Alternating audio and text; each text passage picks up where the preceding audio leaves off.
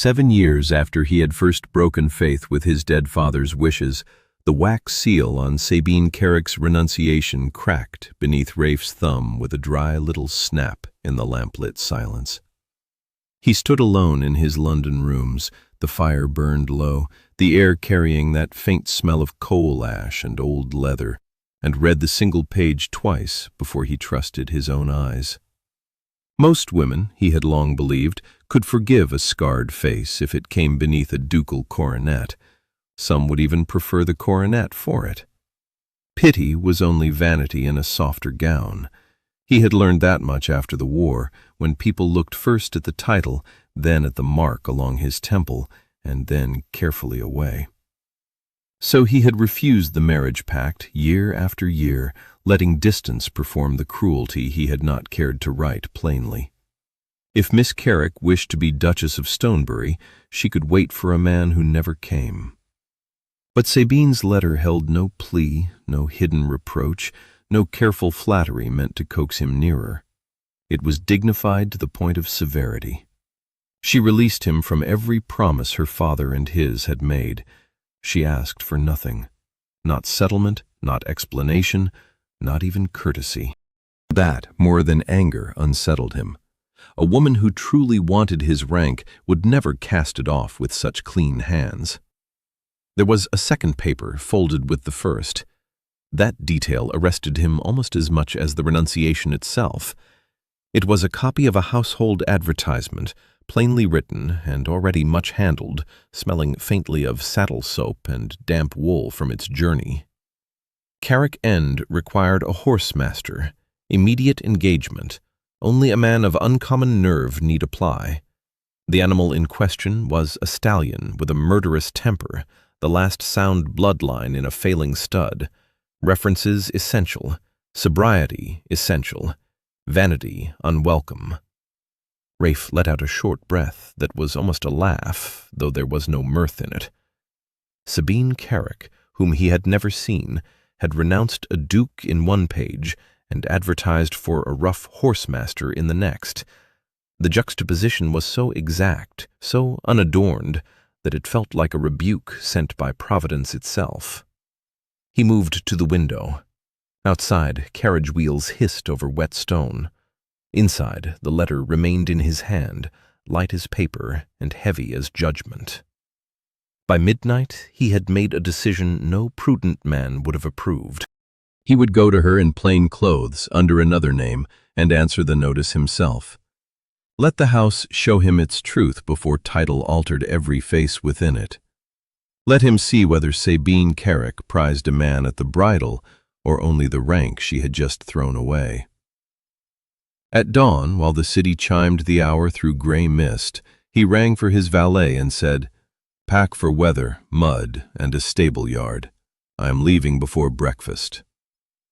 And far from London, at Carrick End, a woman who believed herself finally rid of him was standing in a cold stable, listening to a black stallion strike his iron-shod hoof against the boards like a warning. If you enjoy slow-burn historical romances told in a warm voice, do subscribe, because this one is only just opening its gate. At Carrick End, the morning had the hard smell of wet straw, horse breath, and old timber that had known too many winters. Sabine stood in the first stall of the upper range with one gloved hand on the door and listened to Vale's sovereigns strike again. The sound rang through the stable like iron on a chapel bell, sharp enough to jar the teeth. He was a magnificent creature even in fury, black as spilled ink, with one white mark above the eye that gave him, in still moments, an almost human look of thought. But there had been few still moments of late.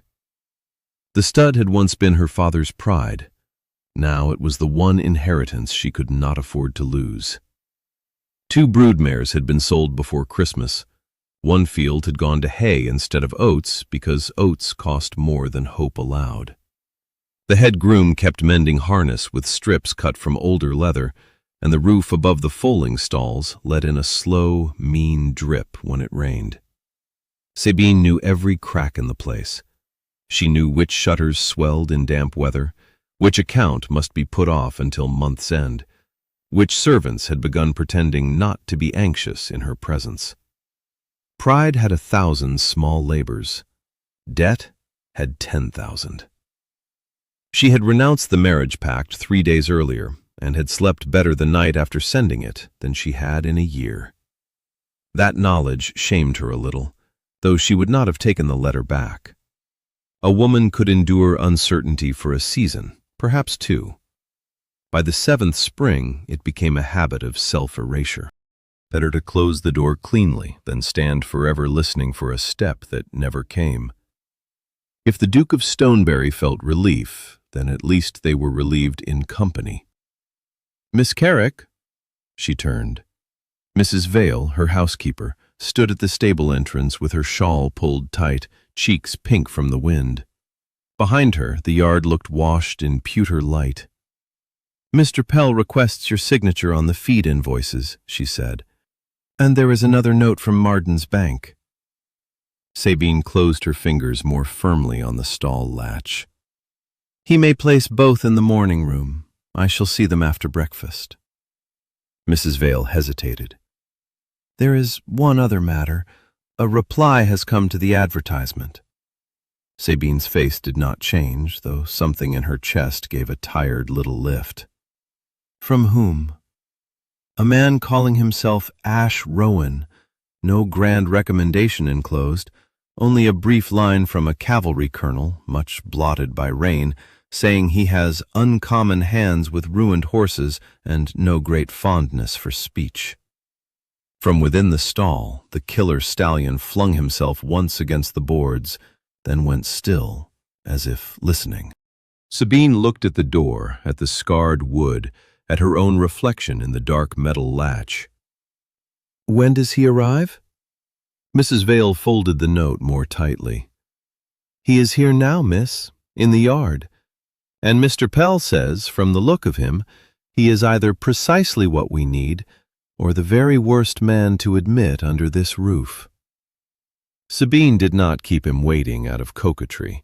She paused only long enough to change her gloves, smooth the creases from her cuffs, and put her face in order. A woman in her position could not afford to appear flurried before servants, creditors, or strangers. By the time she crossed the yard, the wind had sharpened and carried with it the smell of rain-soaked earth, oats, and horse sweat. He stood near the mounting block, hat in hand, as if he belonged to no rank at all and had long ago ceased to care who noticed him. His coat was plain, mud-dark at the hem, his boots thick with road dust, and yet nothing in him was slack. He had the stillness of a man who had spent years teaching himself to waste no movement. A pale scar ran from the temple into the hairline on one side. Another, thinner one marked the back of his hand where it rested against the rail. Sabine's first thought was that he looked tired in a way sleep could not mend. "Mr. Rowan?" she asked. He bowed only as much as courtesy required. "Miss Carrick." His voice was low, roughened perhaps by weather, perhaps by habit. There was no attempt to ingratiate himself. Mr. Pell, standing a little apart in his fine broadcloth with a displeased mouth, clearly disliked that at once. The steward had the polished look of a man who preferred ink to mud and considered both horses and stablemen necessary inconveniences. "You answered quickly," Sabine said. "I was within riding distance when I saw the notice." Pell gave a faint sniff. "A man within riding distance of every distressed estate may answer many notices." Rafe, behind the borrowed name, did not so much as glance at him. "I answer only for horses worth the trouble." The words might have sounded insolent from another mouth. From his they fell flat and hard, like a tool set down on stone. Sabine saw Pell bristle. She also saw something else. The stranger's gaze had already moved past them to the stable range, to the state of the doors, the drainage in the yard, the patched head collars hanging by the tack-room wall. He was measuring the place, not with contempt, with knowledge. "You may see him first," she said. Pell stepped in at once. Miss Carrick, surely terms should be settled before— Terms can wait until I know whether he is of use. That quiet answer settled the matter. Sabine led the way herself. The passage inside the upper stable was dim and smelled of damp wood and restless animal heat. As they approached the last box, Vale Sovereign began to move. Not wildly at first, a scrape, a breath, the heavy shift of a great body turning. Then the stall door shuddered under a single violent blow. Even Pell recoiled. Sabine did not. She set her fingers to the latch and said, without looking back, "If you are easily frightened, Mr. Rowan, this is the moment to confess it." For the first time, there was the ghost of expression at the corner of his mouth. Not a smile, exactly, but something nearer life. "I am more interested," he said, "in who taught him to hate the bridle." The question landed more heavily than Sabine expected. Even Pell, who had been drawing breath for a sharp reply, checked himself. Inside the box, Vale Sovereign had gone quiet in that dangerous way great animals sometimes do. All the force gathered inward. His ears were flat. The whites of his eyes showed for an instant, then vanished. Sabine kept hold of the latch. "No one taught him anything," she said. "He turned after my brother's death. Since then he has struck at every man who approached with bit or saddle." Ash Rowan's gaze did not leave the stall door. "Then someone handled him cruelly in fear, and often. Horses remember pain with a better conscience than people do." Pell gave a short, offended sound. "You speak very boldly for a man not yet engaged." "And you," said Rafe, still without looking at him, "speak as if you would rather the horse be sold than saved." That did it. The steward's color rose at once. Sabine felt the old fatigue press behind her ribs. Men with power always preferred to quarrel in front of a woman when the stakes were hers. She opened the upper grill herself before Pell could answer. A blast of hot animal breath met them, rank with oats and temper. The stallion lunged toward the bars, teeth bared, then struck the wood again so hard the lantern on the hook trembled. Rafe did not step back. He narrowed his eyes, watching the horse with an intensity that was almost unnerving. He seemed to be listening as much as looking, catching the uneven rhythm of the creature's breath, the scrape of hoof against plank, the brief flinch when the hanging bridle on the peg swung an inch in the draft. "There," he said softly. Sabine turned. "What?" "The bridle." He pointed, not toward the horse's mouth, but toward the leather itself. "He is not raging at me. He is watching that." Pell scoffed. "You infer wonders from shadows." Rafe moved then, slowly enough not to provoke another charge. He lifted the old bridle from its peg with 2 fingers. The stallion hurled himself sideways at once, snorting, foam flecking the dark wood. Sabine felt a chill go through her. She had seen the violence a dozen times. She had never seen its cause named so quickly. "When was this last used?" he asked.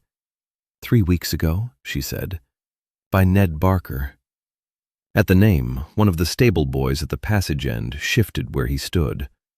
Rafe noticed. Of course he noticed. He laid the leather over the half door and ran his thumb beneath the cheek strap, then along the inner curb. His face altered very little, but Sabine saw the change all the same, some inward hardening, as though a private suspicion had just found substance. "This was never cleaned properly after blood," he said. The stable seemed to contract around the words. Sabine stared at him. Pell stared at the bridle. From farther down the passage came the faint, sudden clatter of something dropped by unsteady hands. And before anyone could speak, Vale Sovereign let out a sound unlike anger at all. Low, raw, and frightened. The sound had come from the end of the passage. A currycomb lay spinning on the flags, and beside it stood young Tom Brierly, white to the lips, his hands empty and trembling. He could not have been more than 17. He stared at the bridle in Rafe's hand as if it had spoken aloud. "I did not mean to drop it, miss," he said at once. I only heard what he said." Sabine looked from the boy to the leather. Her face remained composed, but the color had left it. "Answer the question Mr. Rowan put, Tom. Was that bridle used after Mr. Barker left?" Tom swallowed. "Only once, miss.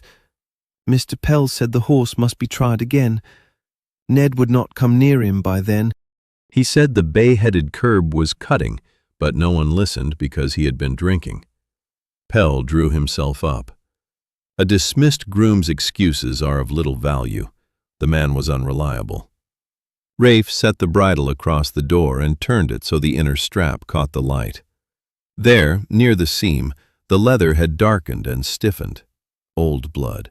Sabine saw it clearly now and felt something colder than anger move through her. At the household. At the possibility that suffering had been mistaken for vice because it was inconvenient to look closer. "Who ordered this left in use?" she asked. Pell hesitated only a fraction. "Miss Carrick, in a stable under strain, one cannot inspect every piece of tack. I asked who ordered it." The words were quiet, yet the whole passage heard them. Pell's mouth tightened. "I did." For 1 second, Rafe looked at Sabine and saw exactly what years of pressure had made of her. She was weary, yes, bound by debt, certainly, but weakness was not among her faults. She had the contained stillness of a woman who had gone without help so long that she no longer expected it. He had come to judge whether she cherished rank above worth. Instead, he found himself watching her defend a horse no profitable man would have bothered to understand. "Then that bridle is destroyed," she said, "and Mr. Rowan may state his terms." The old head groom, Carter, gave a faint grunt of approval from behind them. Pell did not conceal his displeasure. Rafe scarcely noticed. His eyes had gone back to the stallion, who stood sweating in the dimness, sides quivering, as if memory still moved over his skin. "I begin before sunrise," he said. "No spectators, no gentleman's experiments. No one touches him without my word, including your steward.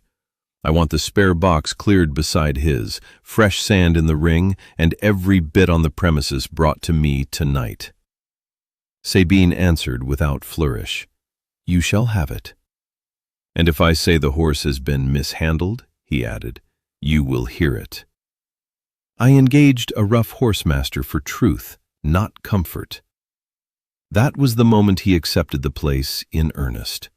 By the time darkness settled over Carrick End, the yard had gone silver with mist. Rafe was shown to 2 plain rooms above the old carriage shed. Below, lantern light moved through the stable cracks.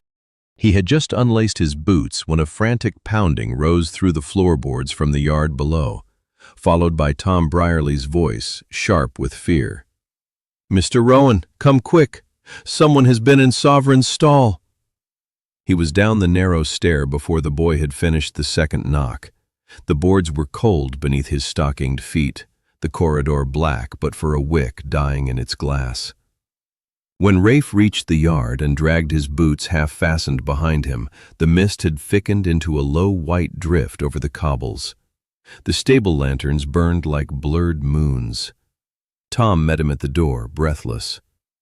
"I came with the mash, sir, and found him so. I swear I had not left the bolt loose." Rafe pushed past him. The smell struck first.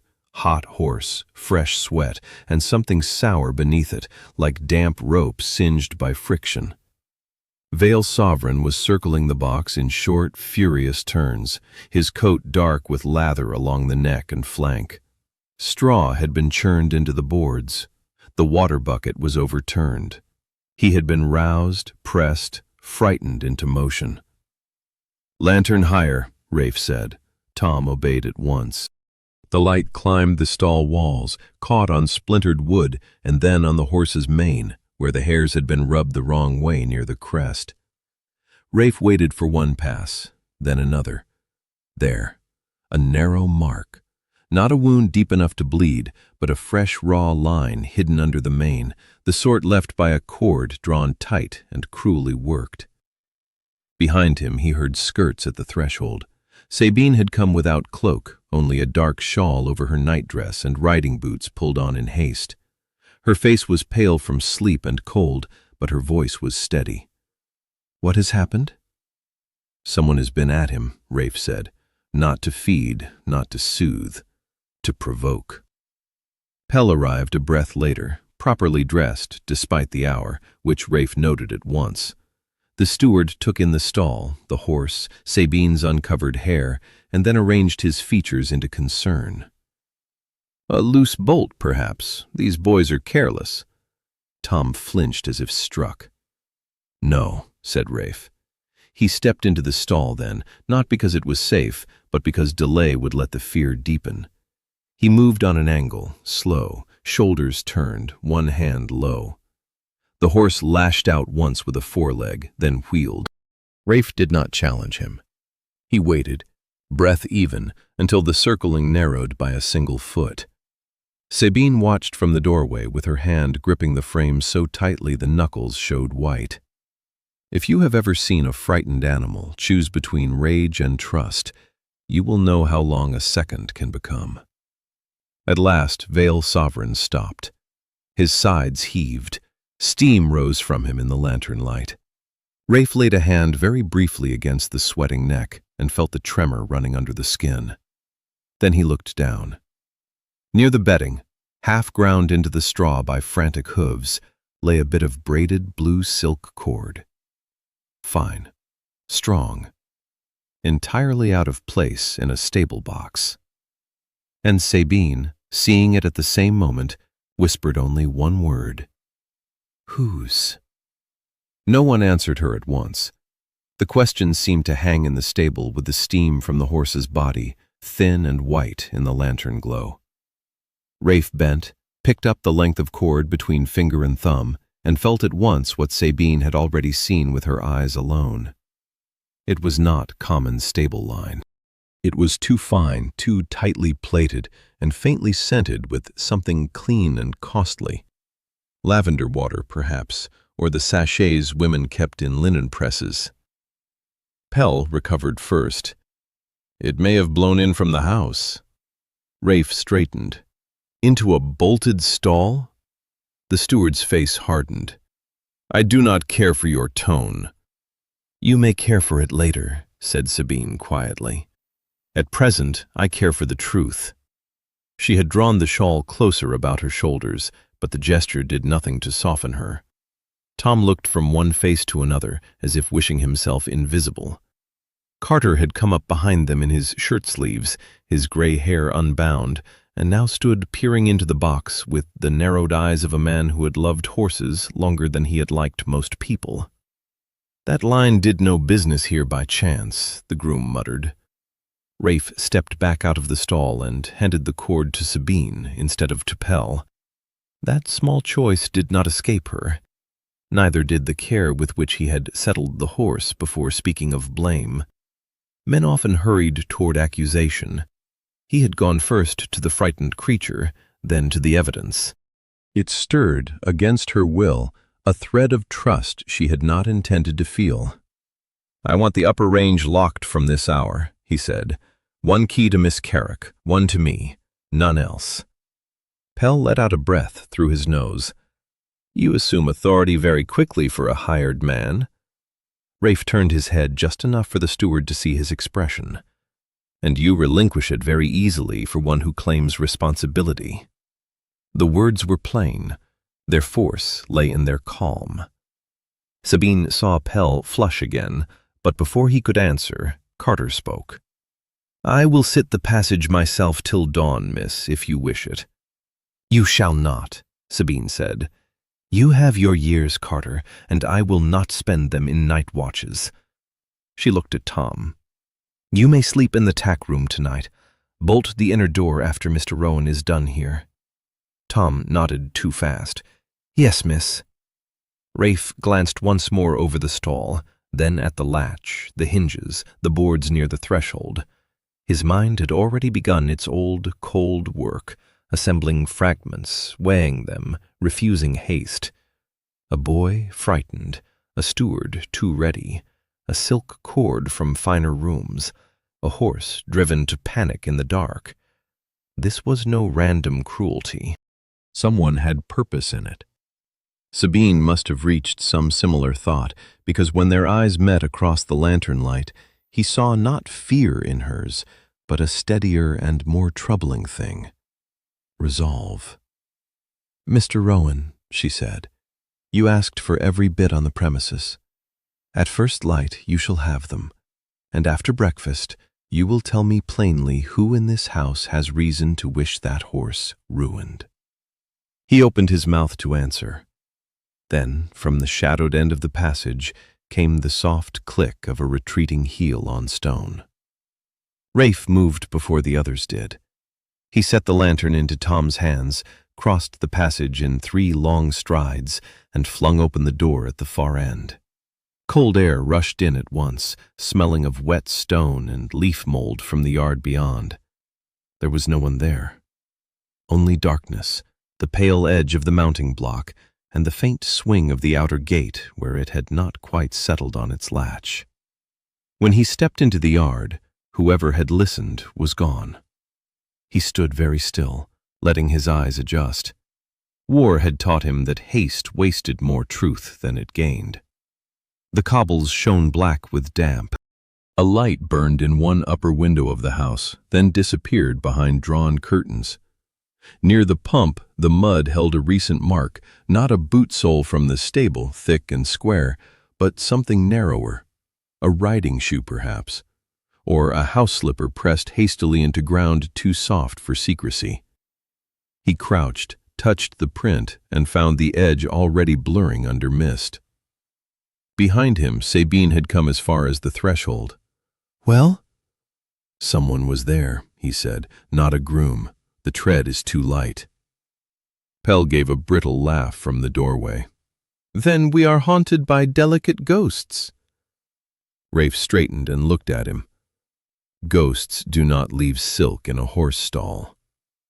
That silenced him. Sabine, who had followed only far enough for the lantern to strike her face, said nothing at all. Yet inwardly her thoughts had sharpened. She knew her house. She knew the sounds of it, the habits of its people, the very pattern of which doors complained in damp weather. Something had shifted since this man arrived, and not merely in the stable. The hidden strains of the place were drawing into view, thread by thread. "Enough for tonight," she said. "Tom, do as you were told." "Carter, send for hot water. Mr. Pell, you may retire." The steward bowed, but there was no grace in it. "As you wish, Miss Carrick." He left them with a face too smooth by half. Rafe watched him go, then returned to the stall. Vale Sovereign had ceased circling. He stood with head low now, flanks still trembling, one dark ear turned toward Sabine's voice when she spoke his name.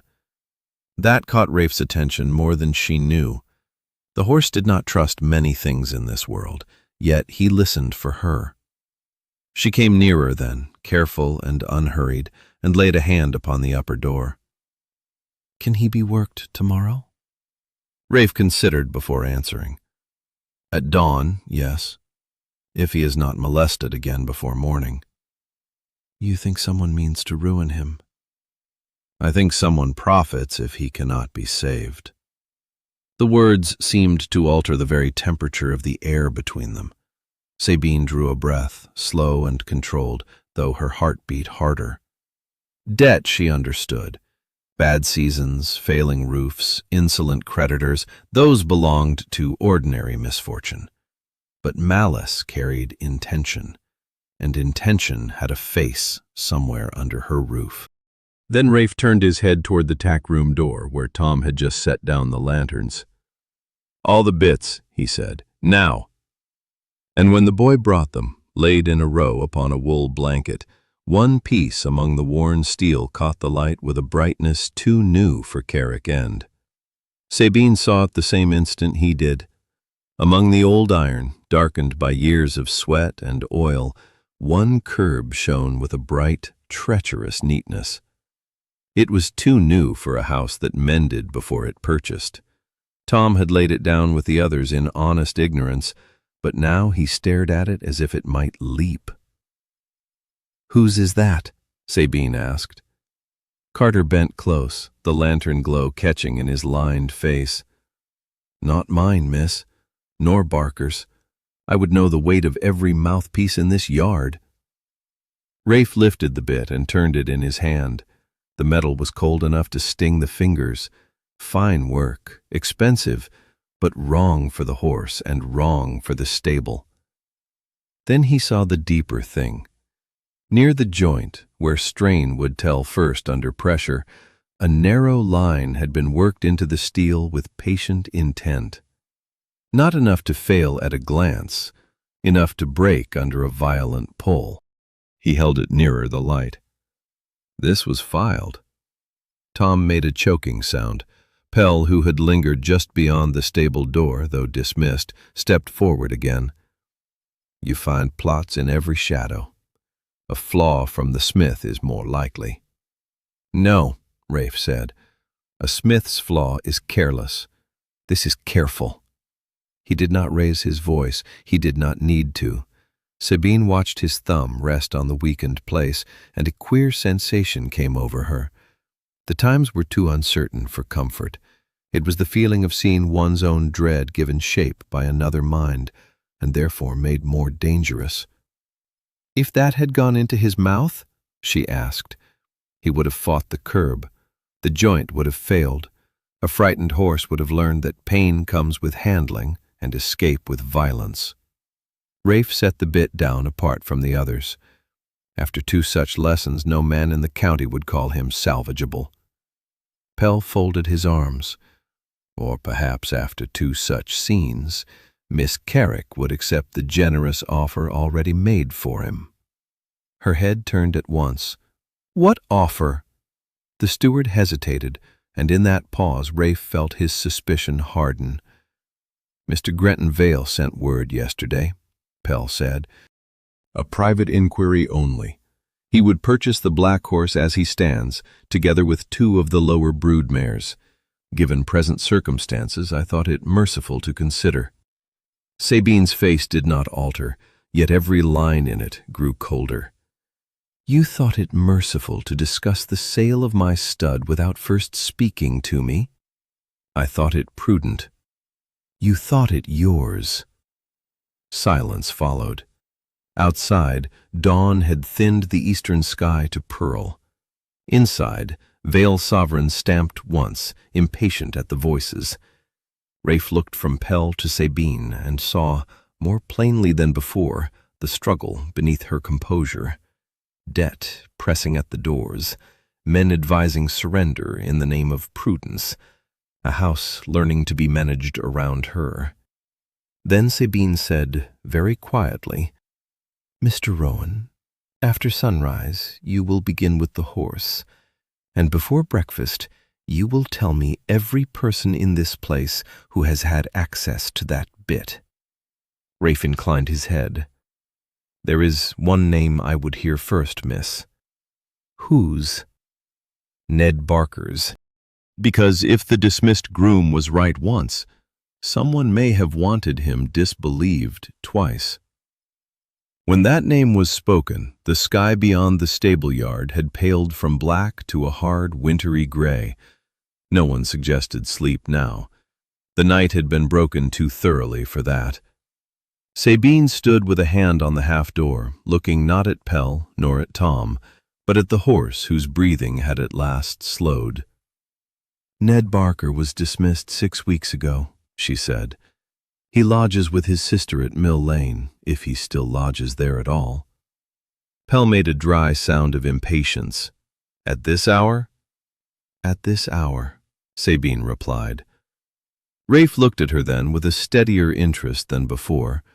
A great many women of rank, in his experience, preferred discomfort postponed if it could be managed under a veil of propriety. Sabine preferred truth, even cold and inconvenient truth, before dawn. He had told himself, when he first read her renunciation, that he would test whether she valued the man or the title. What he had not expected was to find himself tested in return by the plain severity of her character. "I will go," he said. Carter shifted at once. "I know the lane, sir." "No." "Stay with the horse." Sabine turned. "You will not go alone. Tom, saddle my gray mare." Tom blinked. "Miss, at this hour?" "At once." Pell stepped forward. "This is absurd. You cannot mean to ride out in the dark to question a drunken dismissed groom upon the word of a stranger and a troubled animal." The words rang in the yard, and for the first time Sabine's temper showed plainly. It did not flare, it hardened. "I mean," she said, "to question the one man who warned us of harm before harm was admitted. If you find prudence elsewhere, Mr. Pell, keep it for your own household." The steward's mouth thinned, but he bowed. He had no ground left on which to stand. Within a quarter of an hour they were in the lower yard, the mare blowing white breath into the cold, the saddle leather creaking softly under Rafe's hands. He checked the girth himself, then paused when he saw Sabine draw on her gloves. She meant to ride with him. "That is unnecessary," he said. "So is much in this world," she answered, tightening the second glove with her teeth. "Yet it is done." A lesser man might have smiled. Rafe did not. He only took the lantern from her and hung it lower so its swing would not startle the mare. Even in haste, his care was exact. Sabine noticed that too. She had noticed far too much about him already. They rode out through the east gate while the house still slept in patches of dark window and pale stone. The road to Mill Lane was narrow and rutted, edged with bare hedges that whispered in the wind. Hoofbeats sounded strangely loud in the hour before daybreak. Neither spoke for several minutes. Then, just beyond the chapel turn, Rafe saw another rider ahead of them, far enough to be shadow, near enough for the glint of a coat button when that figure looked back once and urged the horse on. Rafe saw the turn of that head and knew at once the rider had recognized pursuit. The figure ahead leaned low over the horse's neck and took the bend toward Mill Lane too fast for safety. Mud flashed from the hooves. The narrow road, hemmed with winter hedges and shallow ditches, gave back every sound: the quick thud of pursuit, the jangle of bit rings, the mare's sharp breathing beneath Sabine. "Stay behind me," he said. She ignored the instruction with perfect composure and kept level with his stirrup for 3 strides before yielding half a length. It was concession enough to keep from hindering him. Even now, with cold wind cutting her face and her hair coming loose under her hood, she refused to be managed like a parcel. The rider ahead reached the old ash tree at the lane split and made the poorer choice, veering toward the lower path where last week's rain still lay in black ruts. Rafe pressed his borrowed horse forward. The animal answered gamely, though it was no hunter bred for speed. Sabine's gray mare, lighter and better balanced, nearly drew even, and for an instant he forgot himself enough to glance across at her. She rode well, better than well. Quiet hands, straight back, no waste in her seat. A woman raised to horses, not merely placed among them. Then the fugitive's mount stumbled. It was enough. The rider cursed, checked, and swung aside through a gap in the hedge toward the broken wall of an abandoned cottage. Rafe was off his saddle before the horse had fully halted. He crossed the wet grass in a handful of strides and caught the stranger by the sleeve just as the man tried to wrench free. Not a man, as it turned out, but a lad scarcely older than Tom, thin as a reed, wearing a livery coat far too large in the shoulders, one of the indoor footmen from Carrick End. Elias. Sabine knew him at once and stopped short in disbelief. "Elias?" The boy went white beneath the grime on his face. "Nis, I meant no harm. I was only sent." "By whom?" Rafe asked. Elias's eyes darted wildly between them.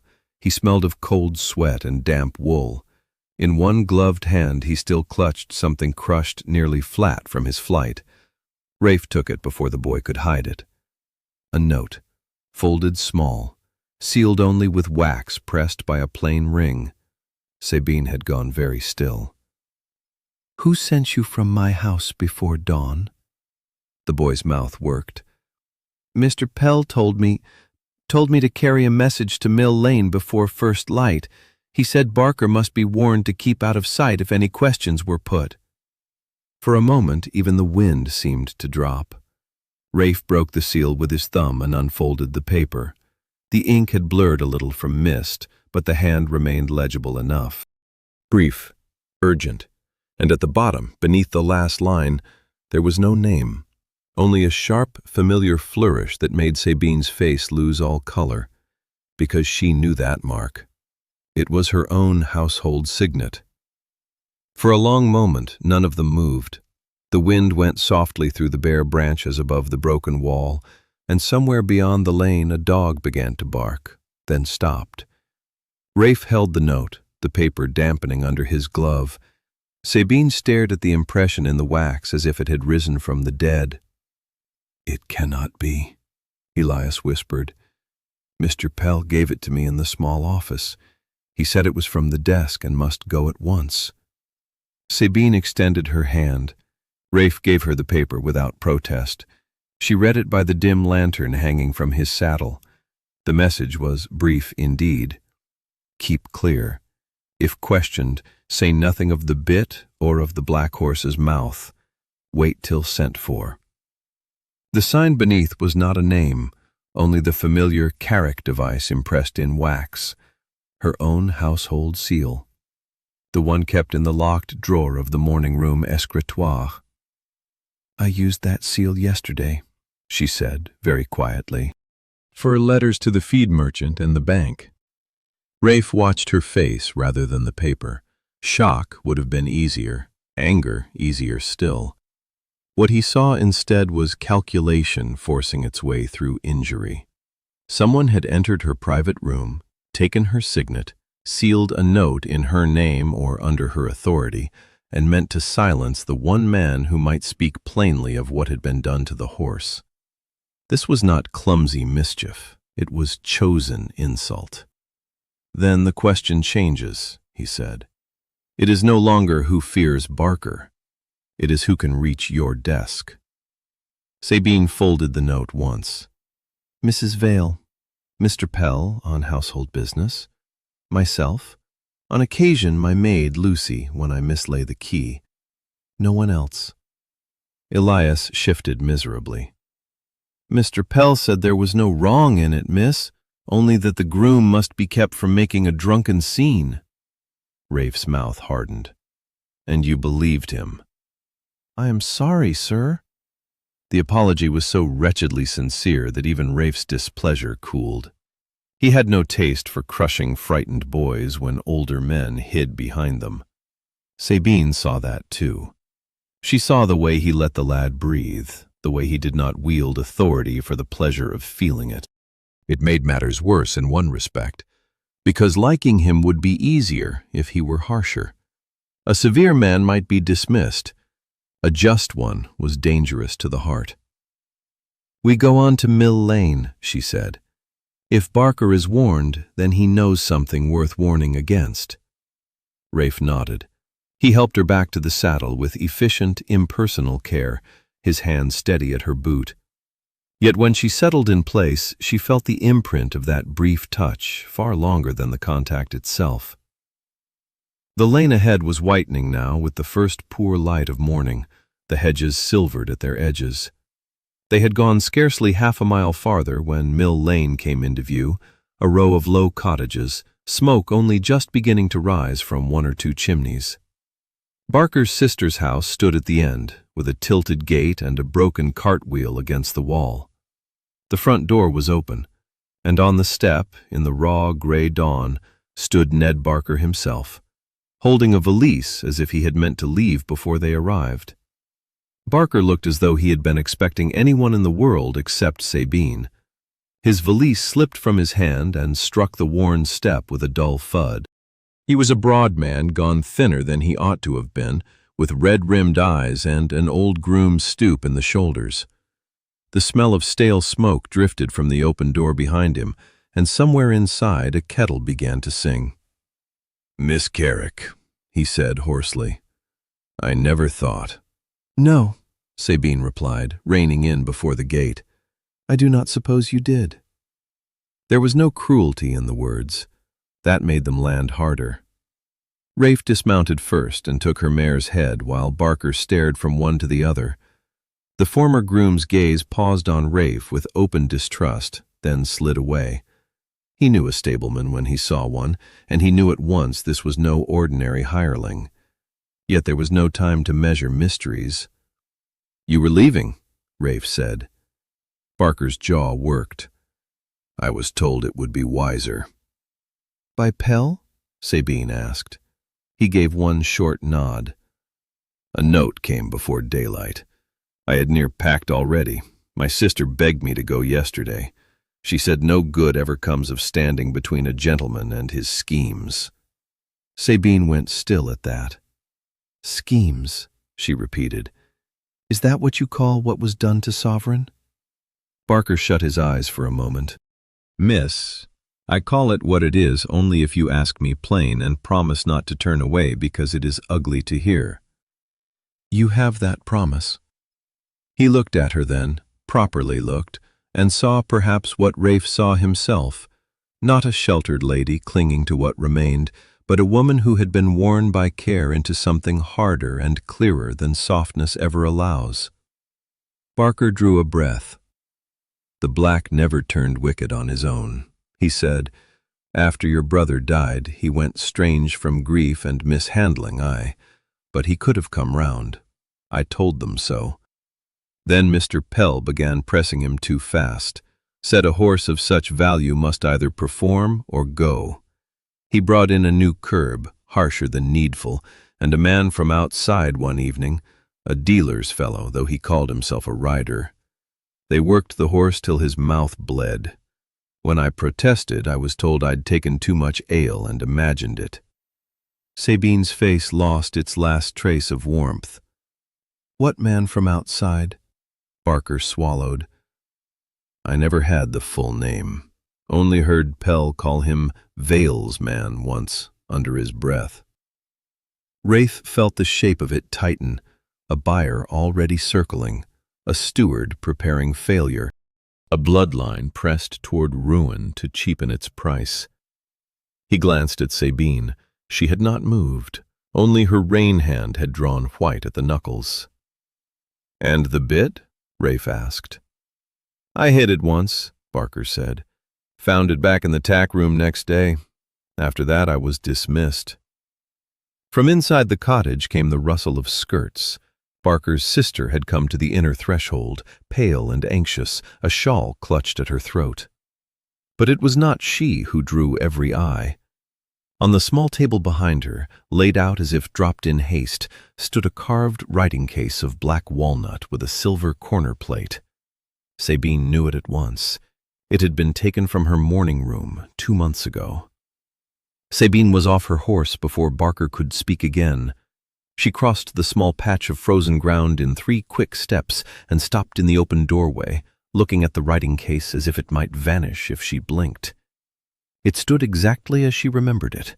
Black walnut, silver at the corners, one shallow scratch near the clasp where she had once dropped it against the morning room fender. "Where did you get this?" she asked. Barker's sister, a narrow woman with frightened eyes, pressed both hands into her apron. "It was brought here, miss, I swear it. 2 months past, after Ned was turned off. Mr. Pell came himself with the box and a sovereign for our trouble. Said the papers inside touched on the horse and must be kept from idle hands till he called for them." Rafe felt Sabine go still beside him. The dawn had strengthened enough now to show the color draining from her face. Shock mixed with insult. Her private property removed from her own room and carried here under false authority, while she had been told it was simply misplaced in the confusion of economies and repairs. Small humiliations were the easiest to hide in a house under strain. That was how rot prospered. "You opened it?" Rafe asked. Barker shook his head at once. "Not at first. I was afraid to. Then, after the note in the horse's mouth, I looked, only enough to know what sort of game I stood in." Sabine turned from the case to him. "What did you find?" The former groom licked his dry lips. "Stud papers, coverings, valuations, notes in your late father's hand about Sovereign's line and what the black would fetch if gentled proper. And one other paper, folded apart. I did not understand the legal words, but I understood enough. If the horse were judged vicious beyond reclaiming, the lower mares and the west paddock could be sold together at a distress price to settle immediate debts." Rafe's mind moved swiftly over it. There it was. Not mere cruelty, not even simple theft. A mechanism. Break the stallion's value, depress the stud, force a sale. He had seen such schemes before in other forms, men arranging ruin first and calling it necessity afterward. Sabine laid her hand on the writing case, fingers spread against the worn polish. "Who was to buy?" Barker looked toward Rafe, then back to her. "I heard the name once when Pell drank more than he should. Grenton Vale." The air in the little cottage seemed to alter. Even Barker's sister understood enough to make the sign of the cross against her skirt before thinking better of it. Grenton Vale, neighboring breeder, smooth in company, deeply in debt 2 years ago and saved only by selling off half his mares. A man who smiled as if he had forgiven the world for being beneath him. Rafe watched Sabine absorb that blow and hold herself upright through it. She did not sink into outrage. She narrowed, as steel narrows into a blade under a hammer. He admired her for it more than he should have. "Open the case," she said. Barker obeyed at once. The clasp clicked back. Inside lay a neat confusion of folded papers, old ribbons, sealing wax, and a key tied to a blue silk cord, the very same blue silk they had found tangled in the stallion's straw. Sabine's breath caught, and Rafe, seeing the key's shape in the growing light, knew before she spoke where it belonged. To the locked drawer in her morning room desk. Sabine did not touch the key at once. She stood with both hands braced on the edge of the table, looking down into the open case as though it contained not papers, but the last honest bones of her house. The blue silk cord lay in a loose coil beside the folded documents, bright as a bruise against the dark lining. Rafe, watching her, had the strange sense that this discovery wounded her more than the damaged bit or the frightened horse had done. Those were attacks upon property and livelihood. This was trespass, intimate, calculated. "That key was tied so I should know it by touch in the dark," Sabine said at last. "My father's habit, not mine. He disliked fumbling at locks." Her voice was calm, but something in it had gone thin. "Only 3 people ever knew which drawer it opened." "Yourself?" said Rafe. "My father, before he died, and Mr. Pell, because he once fetched a tenancy copy from that drawer when I could not leave the nursery." She lifted her eyes to Barker. "Did he ever ask whether you had opened the box?" "Only once, miss, when he brought it. He said if I valued my place anywhere else, I would keep it shut." Barker's sister crossed herself again, more furtively. The kettle had begun to spit on the hob, filling the little cottage with the smell of hot iron and cheap tea. It was a poor room, swept clean, patched where patching was possible, and Rafe found himself thinking of Carrick End all over again. Everything Sabine touched seemed to stand one hard season away from being bargained over by lesser souls. He drew the nearest packet from the case and placed it before her. "Read." It sounded like one because he forgot himself for a beat, and Sabine noticed. She noticed his instinct to command, the economy of it, the absence of apology. Yet there was no vanity in the word, only urgency. She unfolded the first sheet, breeding valuations. The second, a list of coverings due in late spring. The third stopped her hand. Rafe saw the change in her face before she spoke. "It is a draft," she said, "not executed. Thank God, not executed. Sale of the West paddock, 2 brood mares, and conditional right of first refusal on sovereign if he is declared unsafe for handling by independent witnesses." "Witnesses," Rafe repeated. Barker leaned closer, his broad finger trembling over the line. "That was the phrase, miss. I heard Pell say near enough the same when that outside rider came. He wanted the black maid to show bad in front of company." Sabine read farther. The proposed purchaser's name stood there plainly at last. Grenton Vale. For a moment no one spoke. Then Rafe reached into the case and found one final folded paper tucked beneath the draft contract, sealed but never sent. The hand on the outside was not Pell's. It was finer, practiced, almost elegant. To Mr. Grenton Vale, private. He broke the wafer with his thumb. Inside was only a single line and a date. "Bring your man on Thursday at dawn. Use the old ring beyond the south copse." Thursday was tomorrow. The words settled over the little kitchen like frost. Thursday at dawn. The old ring beyond the south copse. Sabine knew the place at once. It had once been a breaking ground in her father's day, then fell out of use after her brother's accident. Few went there now. The track was half overgrown, the railings warped, the very memory of it left to weather and silence. A perfect place for a scene no one wished honestly witnessed. Barker's sister gave a small sound of alarm. "Miss, you must go to the magistrate." "No," Sabine said. The answer came too quickly for comfort, and yet Rafe understood it at once. A magistrate meant delay, gossip, and warning sent ahead by a dozen channels of rank and kinship. Pell would deny. Vale would smile. The horse would be presented as unmanageable before any formal hand could intervene. This was not a matter for paper first. It was a matter for timing.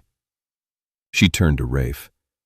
"If they mean to use the ring tomorrow, then they believe the house still blind." "It must remain so," he said. Barker stared between them. "You mean to let them try?" "I mean," said Sabine, "to see who comes."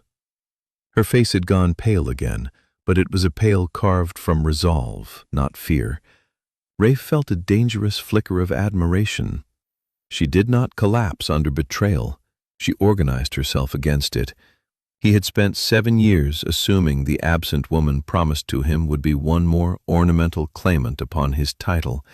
Instead, he found himself beside someone forged by necessity into steel. He gathered the papers back into the case, leaving out only the unsigned draft and the note to Vale. "These return with us. Barker, you say nothing of our visit, to no one." "I swear it." "And Elias?" Sabine asked. "He must be sent nowhere today," Rafe said. "Keep him near the stable, under work too dull to excuse leaving. If Pell suspects the boy has spoken, he may try to frighten him into contradiction." Sabine gave one short nod. "Very well." They were back on the lane within minutes, the writing case wrapped in an old blanket and tied behind Rafe's saddle. Morning had come properly now, a bleak wash of pearl over field and hedge. The cold found every seam in glove and boot. For a little while they rode in silence. Then Sabine said, "You answered my thoughts before I spoke them." He looked across at her. "Did I?" "You did." She kept her eyes ahead. "Most men either rush to noise or flee into delay. You did neither." He might have answered lightly if he had been another man. Instead, the truth rose too near the surface. "I have seen what haste costs." It was an innocent sentence on its face, yet something in his tone made her glance at him properly. The road light touched the scar near his temple, the firm line of his mouth, the watchfulness that never seemed wholly to sleep. There were histories in him that did not belong to an ordinary stable hire. Before she could ask, the roofs of Carrick End came into view through the bare trees, and there, in the stable yard, stood Mr. Pell, already dressed for the day, speaking in low tones to a dark-coated visitor whose horse bore Grenton Vale's crest on the saddle-cloth. They reined in under the shelter of the gate arch and watched without seeming to watch. The dark-coated visitor sat his horse carelessly, one gloved hand resting on the pommel, as though he had every right to be there before breakfast. Pell stood below him, hatless in the morning chill, speaking upward in that smooth, deferential manner he reserved for men whose approval might profit him. The crest on the saddle-cloth left no room for mistake. Grenton Vale had sent a man ahead of time. Sabine's fingers tightened on the reins until the leather creaked. "He came early," she said. "Because he was not certain of last night," Rafe answered. "Or because he wished to measure whether the house remains compliant." The wrapped writing case sat behind his saddle, heavier now than mere wood and paper had any right to feel. Inside it lay enough to expose design, though perhaps not enough yet to destroy it publicly. That was the difficulty. Private certainty and public proof were rarely the same thing, and men like Pell survived within that gap. The visitor saw them first. He checked whatever he had been about to say and touched 2 fingers to his hat with insolent ease. Pell turned sharply. For one beat, his face emptied. Then the steward recovered his habitual polish. "Miss Carrick," he called, stepping forward. "You were abroad unusually early." "So it would seem were you," she replied. There was frost in the words. Rafe slid from his saddle and came around to take her mare's bridle, a servant's place, a servant's action. Yet the way he did it, quiet, exact, already deciding which danger moved first, would have struck a shrewder observer than Pell. The steward, however, was busy managing surprise. "This gentleman," Pell said, indicating the rider, "is Mr. Haddon, agent to Mr. Vale. He brings a civil inquiry regarding one of the brood mares." "At dawn?" Sabine asked. Mr. Haddon smiled without warmth. "Mr. Vale is a man of business, Miss Carrick. He rides early." "And circles distressed houses before breakfast," she said. "An industrious habit." The man's smile thinned, but he bowed. Rafe kept his eyes lowered as befitted his disguise, though he missed nothing. The visitor's boots were spattered from the lane toward the south copse, not the main road. Pell's left cuff bore a faint smear of dark soil, fresh enough not yet to have dried. They had not met here by chance. One had ridden in from the very direction of the old ring. The other had been out already to receive him. Sabine dismounted with more calm than she felt. "Mr. Pell, you will attend me in the morning room within the quarter hour. Mr. Haddon, you may inform your master that no inquiries will be answered today." The agent looked to Pell before he looked back to her. A tiny movement, very small. Yet Rafe saw Sabine see it too. Authority in Carrick End had begun, subtly, to bend around the wrong man. "As you wish," Haddon said. He wheeled his horse to go. As he did, something slipped from beneath the edge of his coat and flashed once in the cold light before vanishing again. Narrow length of steel, wrapped in oiled cloth, the size and shape of a riding spur shank or a filed tool. Rafe's gaze sharpened, and from the stable behind them came the sudden crash of a horse hurling itself against timber. Vale's sovereign had heard that departing horse and gone wild at the sound. The crash came again, harder this time, a full-bodied blow that shook the stable doors on their hinges. Haddon's horse started at the sound. Pell half-turned. Rafe had already moved. "Keep him here," he said to Sabine, and was across the yard before either man could answer. The stable passage hit him with heat, straw dust, and the sharp, bitter smell of an animal driven past reason. Vale's sovereign was rearing against the boards of his box, eyes rolled white, forefeet striking, the iron latch rattling under each impact. Tom stood flattened to the wall, face drained of color. Carter was there as well, a hand braced on the next stall door, too wise to enter and too loyal to leave. "He went mad the moment that fellow passed," Tom said. Rafe heard the words, but what mattered first was rhythm. Fear had a rhythm, so did memory.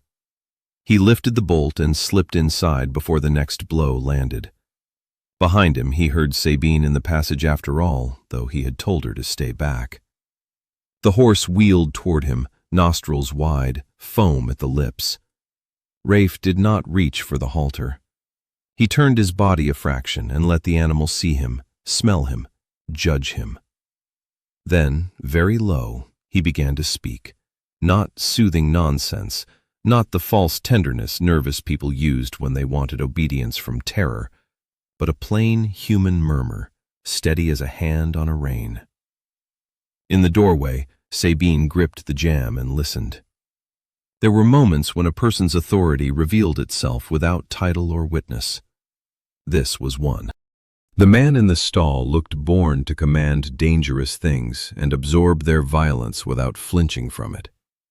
She felt that awareness move through her like cold water, and disliked how deeply it reached. Slowly, by inches, the stallion's circling narrowed.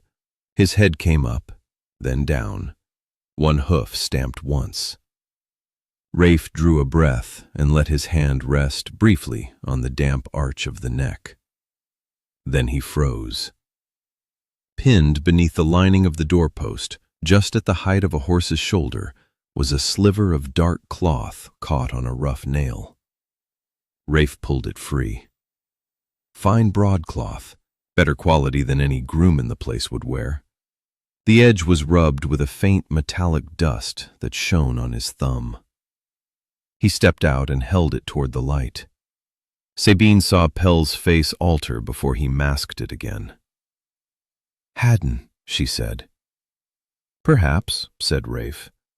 "Or the man who stood too near him." The agent, hearing his name from the yard, turned his horse halfway back. "Is there some difficulty?" Sabine walked past Rafe into the open daylight with a composure that made even Pell uncertain. She held out her hand. Rafe gave her the strip of cloth. She looked once at it, then up at Haddon.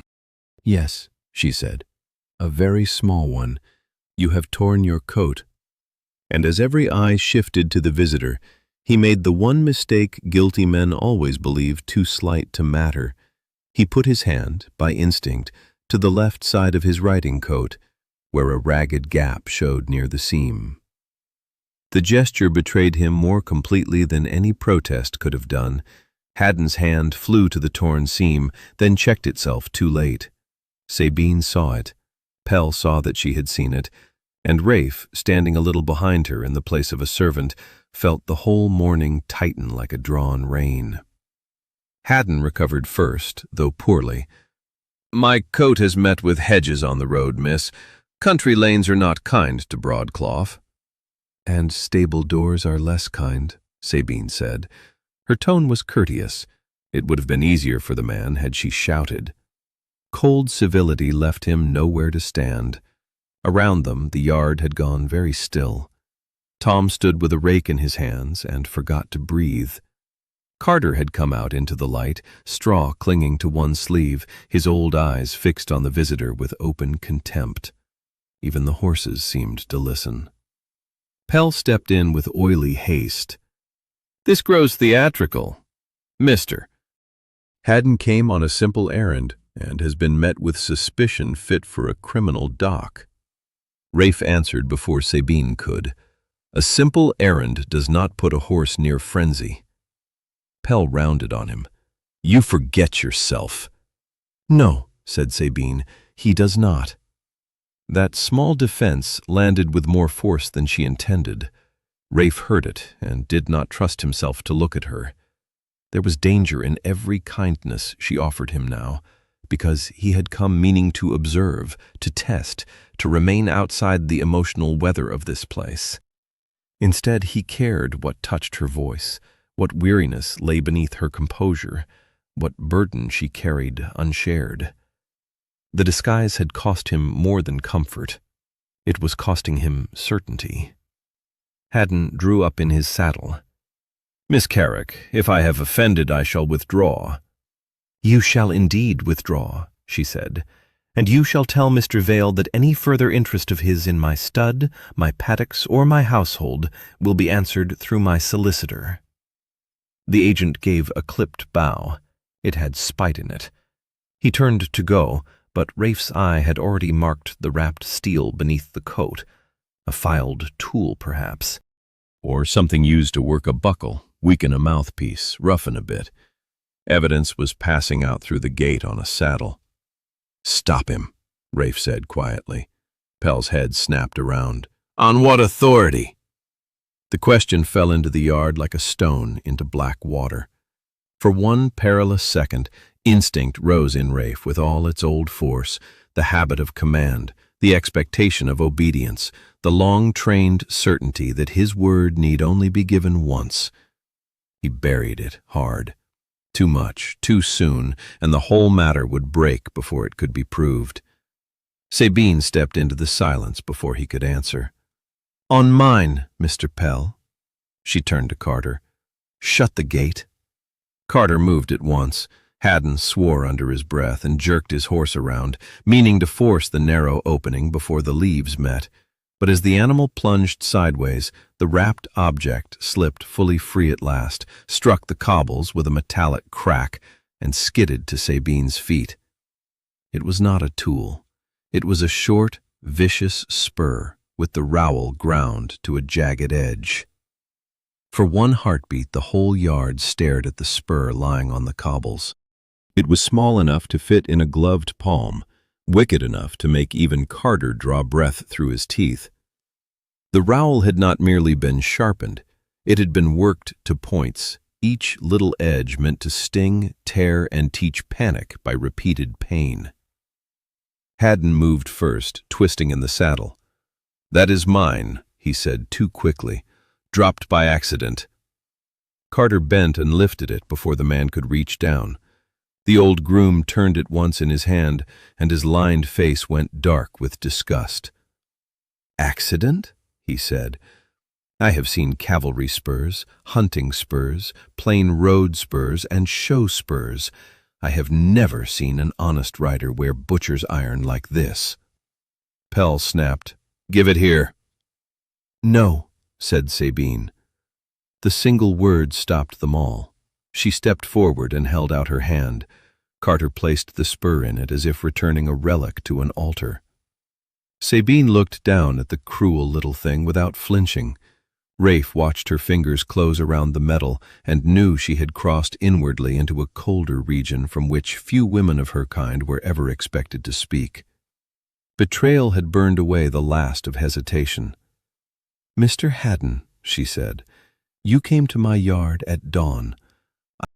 My horse flew into terror at your passing. Cloth from your coat was found in his stall door, and now this falls from your person." The agent's face had gone chalky with anger. "You insult my employer through me." "I speak only of what lies before my eyes." Pell tried once more to take command of the scene. "Miss Carrick, this is folly. We cannot found accusations on a bit of torn cloth and a misplaced spur." Rafe answered before Sabine did. "Then let us add to the account." He walked to Haddon's horse and, with the same brisk calm he might have used over a harness strap, reached for the near stirrup leather. A faint reddish smear marked the inner edge just above the buckle. Not blood enough to shock, only enough to tell a patient eye that metal had cut where it should not. Haddon jerked back. "Keep your hands off my tack." "Why?" Rafe asked quietly. "Because it remembers where you have been?" That struck. Haddon's horse danced sideways. Pell took one involuntary step backward. Sabine saw it, and so did Rafe.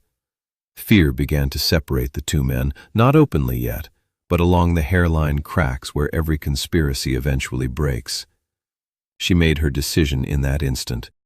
"The gate may be opened," she said. Pell blinked. "Miss." "You heard me. Mr. Haddon will return to his master, with nothing from this yard save the knowledge that he is not welcome." Rafe looked at her sharply. She met his gaze only a moment, but in that look he understood. She did not mean to release the man out of weakness. She meant to let him run home unwarned by open arrest, still believing the larger scheme untouched.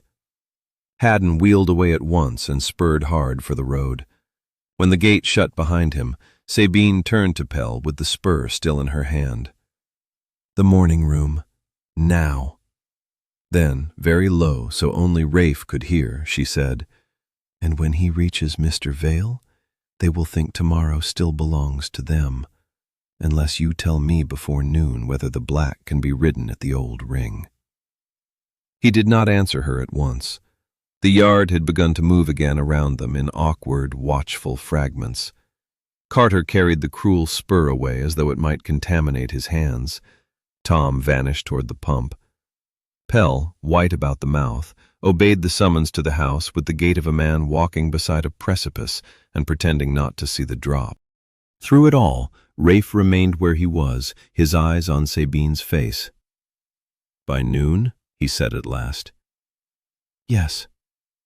"That is a different question from whether he may be ridden at all." She understood him at once. "I asked the harder one." A faint wind moved across the yard, bringing with it the scent of wet stone and trampled hay. Sabine looked tired in the clear morning light, simply worn to the edge of herself. There was mud on the hem of her riding skirt from Mill Lane, a loose strand of dark hair at her cheek, and a composure so strict it seemed almost painful to keep.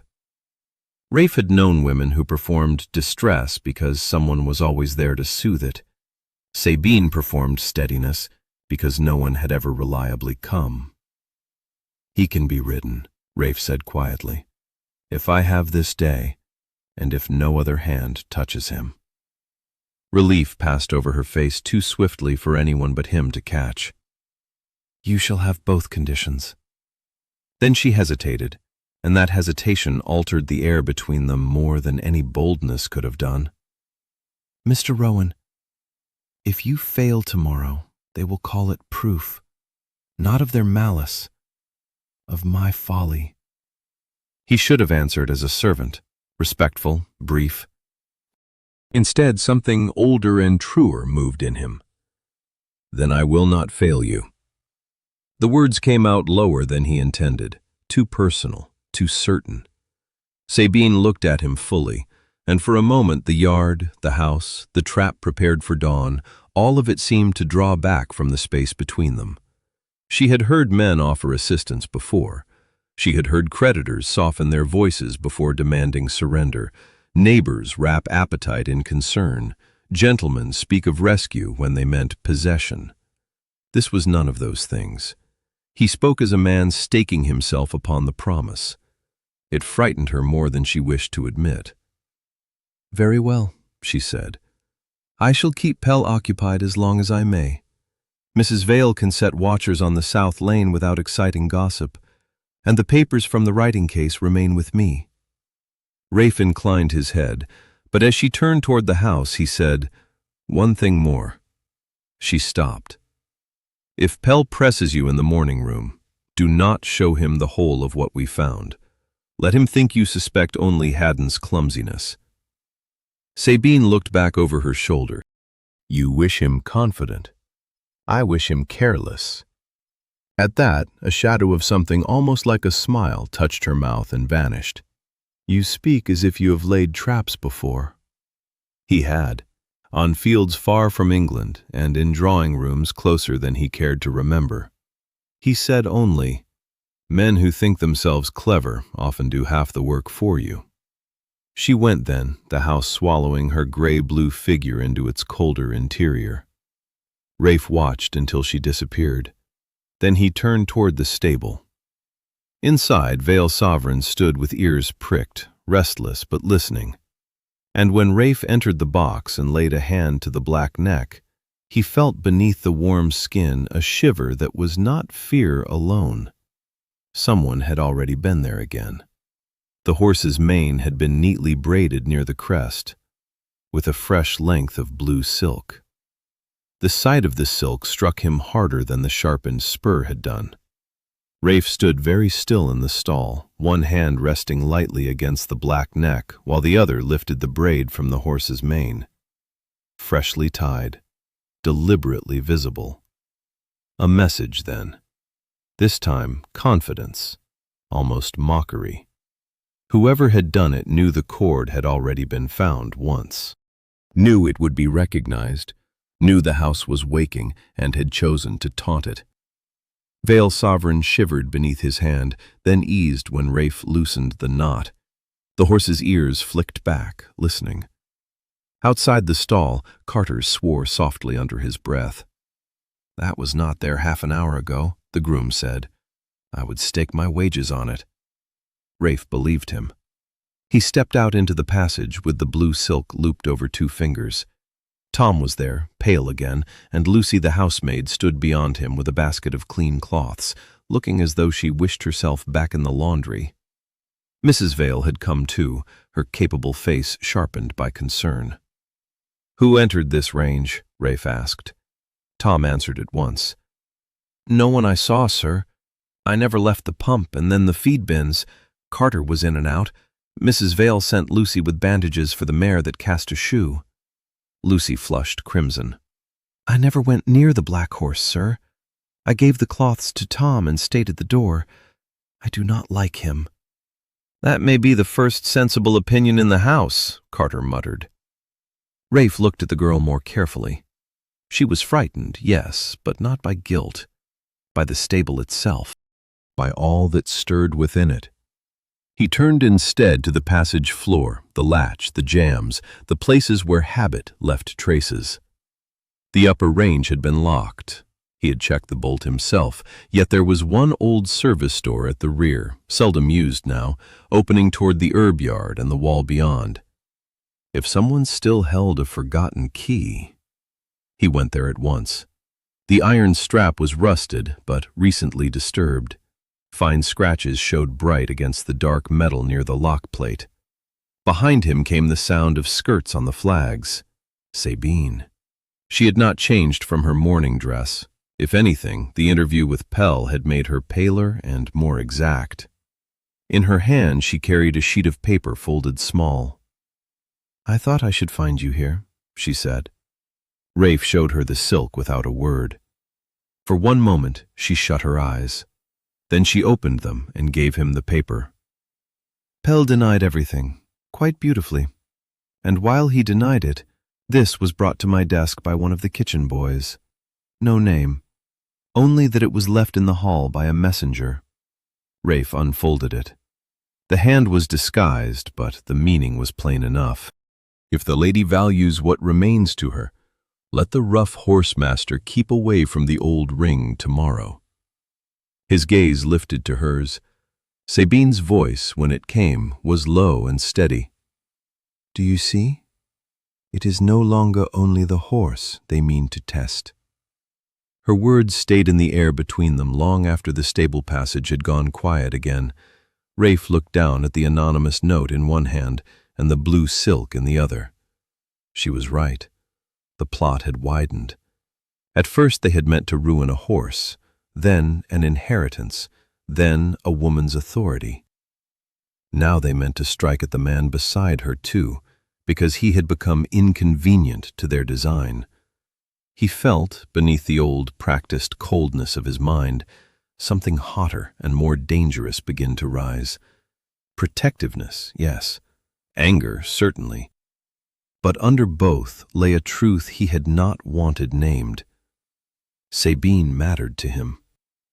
He folded the note once and slipped it into his coat. "Then tomorrow I go to the ring as expected." "And if they mean to do you harm?" He lifted his head. "They have been trying for days."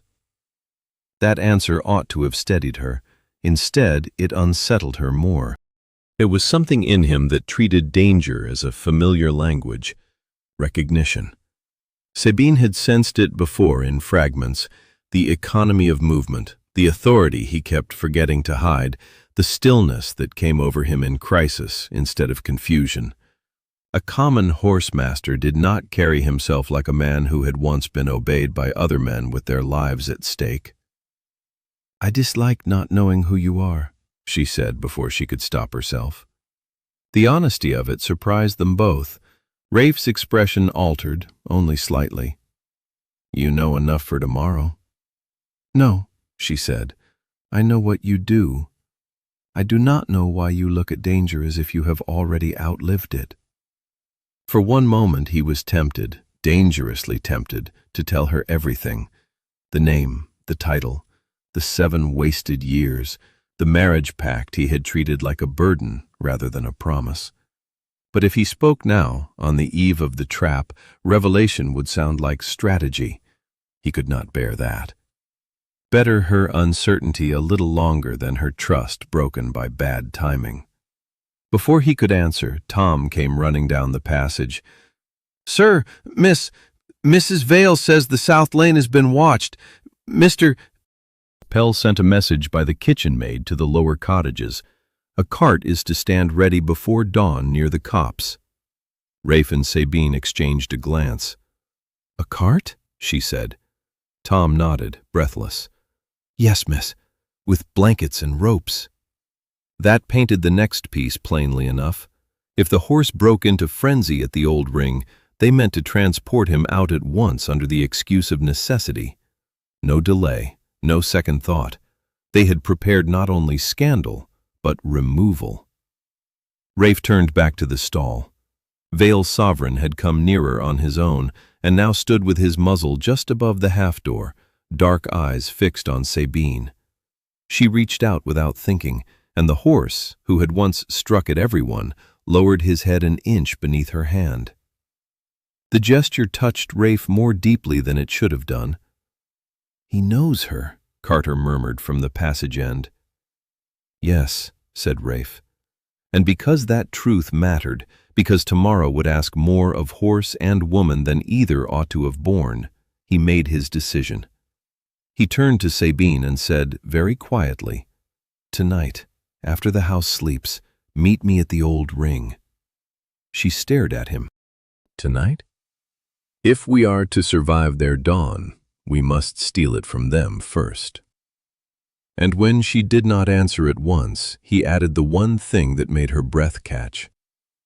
"I mean to put you on his back." That night, the old ring took them back like a place remembering its dead. Moonlight lay in pale bars across the warped rails. The grass inside the circle was silvered with frost. Rafe had cleared the ground himself, lantern-hooded, every gate checked twice. Vale's sovereign came restless, snorting at the dark, but he did not fight when Sabine laid her hand on his neck. He listened for her now. That was the one truth no saboteur could counterfeit. Under Rafe's low instructions, she mounted bareback first, then with the light saddle, while he walked at the stallion's shoulder. The moment held by a thread, then steadied. 1 turn, 2. At the 3rd circuit, the black lowered his head and took the bit without panic.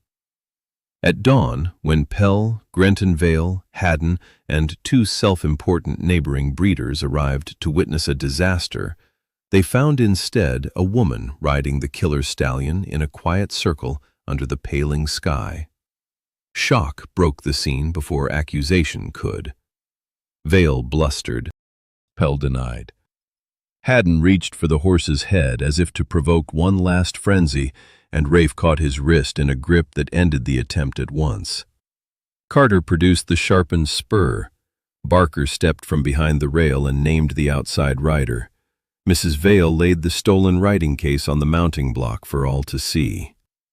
Piece by piece, the scheme came into daylight where it could no longer thrive. Pell sagged first. Vale tried rage, then contempt, then bargaining. None of it held. Sabine sat the black horse, cold as judgment, and said only, You will both leave my land before noon." It was enough. In that moment she looked every inch the mistress of Carrick End, and the men who had meant to strip her of place and livelihood understood that they had failed. Later, in the emptied stable-yard, Rafe could not keep the last deception. He told her who he was: Rafe, Duke of Stonebury. The man who had refused the marriage pact for 7 years, the man who had come in borrowed clothes to test what should never have been tested. Sabine's anger was white and clean. She did not thank him. She did not soften because he was a duke. "You made my honesty into your trial," she said, and the words struck where he deserved them. So he took out her renunciation, signed it, sealed it, and placed it in her hand. "You are free of me," he said. "The debt to my father, the promise, the title, all of it. I will settle the legal damage done here, and then I shall go. If one day you have use for the man, send for him. I was a better thing to you as a rough horsemaster than as a duke." He turned then, believing that was the end. It was Sabine who stopped him, with neither cry nor tears, but the quietest truth of all. "I did not ask the man to go." By late summer, the west paddock held mares again, and the old ring, once a place of fear, showed new hoof marks pressed deep in the earth beside smaller ones. Some bonds are not restored by grand vows. They are built the way a hard-mouthed horse is gentled, one steady morning at a time, until trust stands where terror used to live. In the evening, the stable lanterns burned warmer than they once had, and no blue silk was left anywhere but in Sabine's work-basket. If this story stayed with you, you might leave a quiet word below, and subscribe if you'd like another long tale waiting for you next time.